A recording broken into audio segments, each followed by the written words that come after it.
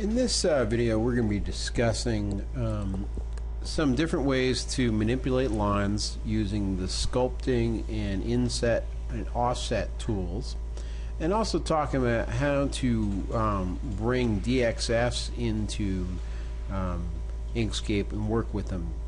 So the first I want to talk about is using the sculpting tool. So first off, I'm just going to draw a curve here that I can then manipulate. Okay, so normally you have the ability to kind of click and drag and manipulate the lines this way, okay, but the sculpting tool gives you a really unique ability. So with an outline selected, I can click into this tool and basically set up a paintbrush, and it's going to allow me to morph this image. So if I want it to be a little bit larger up here, I can kind of move this up, and different tools will give me different options. Like this is just a push tool, so I'm just going to push this a little bit skinnier here, and so it allows me to kind of manipulate the object and pull and twist and move things to make them, you know, but I can separate the object just like I did right there, so you do want to watch out for that. Okay, so you want to become familiar with these different tools. I can shrink it, and if I hit Control or Shift, it will do the opposite. I will move from shrinking to offsetting. Okay, so now I'm shrinking, and now I switch it over, and now I'm offsetting. It's basically pushing things away from me. So it really gives you a lot of ability to really sculpt this image like it's clay. It's a really nice tool to work with. So that's your tweak tool. So now I want to talk a little bit about using the inset and offset features, which are also really nice. So if I click out of the sculpting mode, what I can do is go under path with this path selected, and then I can use the inset or offset. Inset simply shrinks it a little bit, offset grows it a little bit. If I go down the dynamic offset, this will give me a point, and I can drag it, and it'll shrink the object down basically. So this can be really nice for artwork. Say something's a little bit too small for the curve width, you can just grow the entire shape just a little bit, or shrink it just a little bit. So that's your offsets, or inset, offset, outset. So now we're going to talk about bringing Dxfs into Inkscape and working with them. So first off, I'm going to select this shape, cut it out, and get rid of it.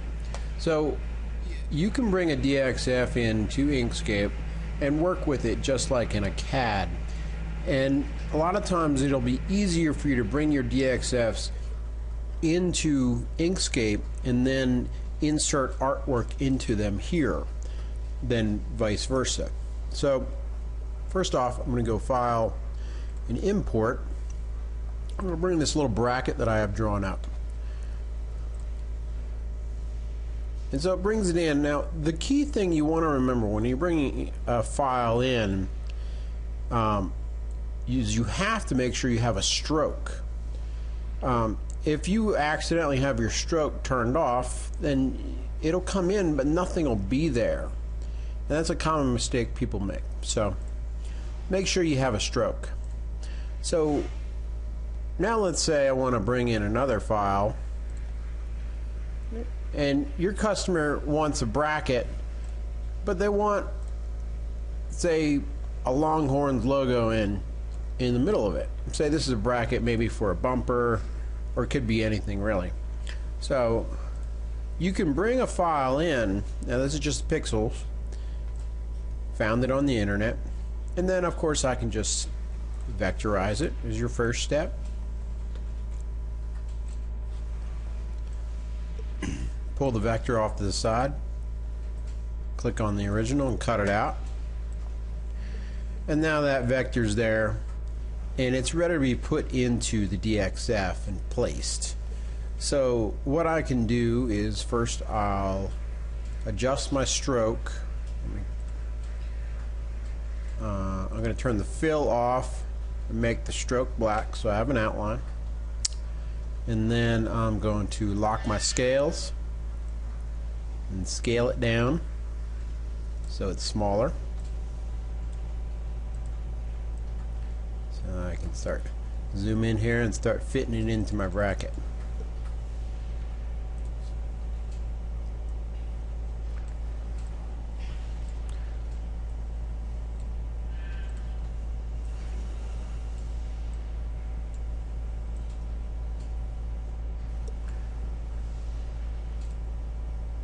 It's a little crooked, so I can rotate it.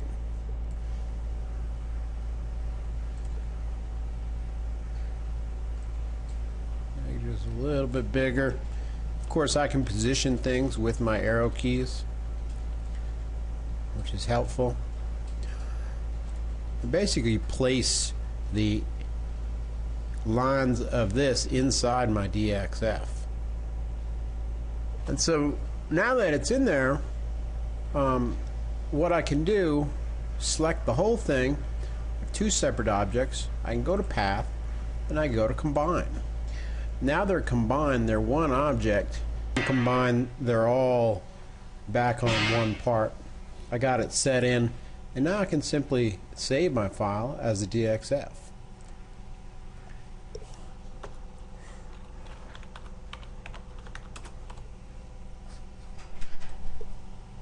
And now I can then bring that file into SheetCam and set up my cut.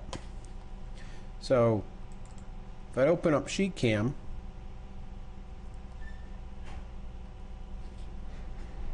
minimize this,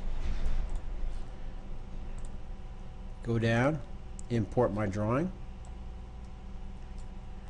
my bracket file 1, scaling is inches, drawing position lower left, pulls it in, and it's ready to cut out. Now, one thing I'll point out that's interesting, that SheetCam's pointing out to me here with these little crosses, is that I have some extra shapes in here.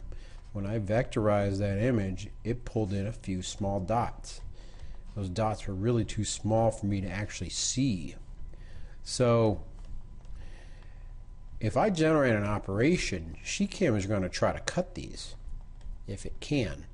So to avoid that, a couple things I can do. I can either select these out and move them to their own layer, or I can select everything else out and move it to its own layer. So I'm going to do the latter. Just start selecting the parts that I want.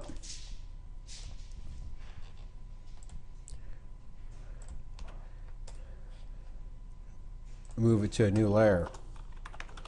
Call it cut. And now layer 1 has the junk on it that I don't want.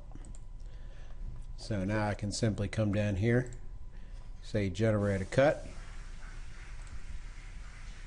Whoops, I had it set for the wrong layer.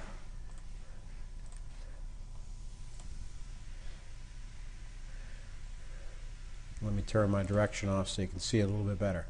So as you can see, we're getting most of our cut here. Some of the horns are a little bit too small for us to reach.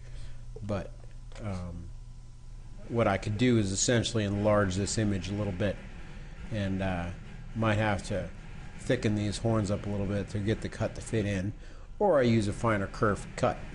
So that is working with a Dxf in Inkscape. So that's a really good way to bring in custom or precisely drawn parts.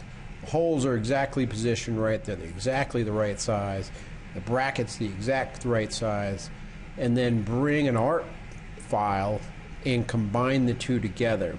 You know, as I showed you with the grid, you can do some precise measuring in Inkscape, but it's nothing like what you can do in the CAD Solid Edge. So that ends this video. Thank you for watching.